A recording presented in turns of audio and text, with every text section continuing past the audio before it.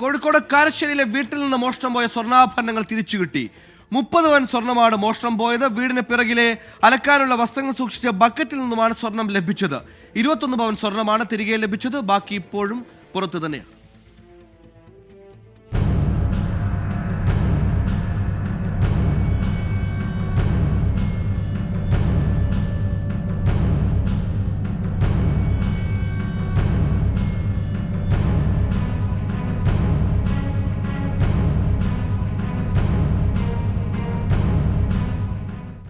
കാരശ്ശേരി കുമാരനെല്ലൂർ സ്വദേശി സെറീനയുടെ വീട്ടിലാണ് കവർച്ച നടന്നത്.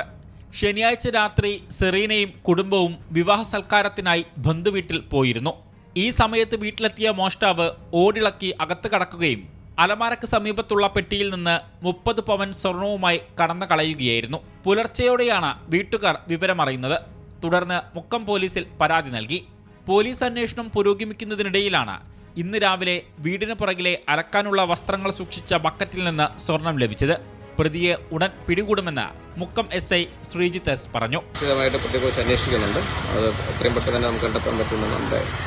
21 പവൻ തൂക്കം വരുന്ന 20 ഇനം സ്വർണ്ണാഭരണങ്ങളാണ് ബക്കറ്റിൽ നിന്നും കണ്ടെത്തിയത്. ഒരു ആഭരണം ഇനിയും കണ്ടെത്താനുണ്ട്. ബന്ധുവായ ഒരാളാണ് മോഷണത്തിന് പിന്നിലെന്ന് സംശയിക്കുന്നതായി വീട്ടുകാർ നൽകിയ പരാതിയിലുണ്ട്. 24 കോഴിക്കോട്.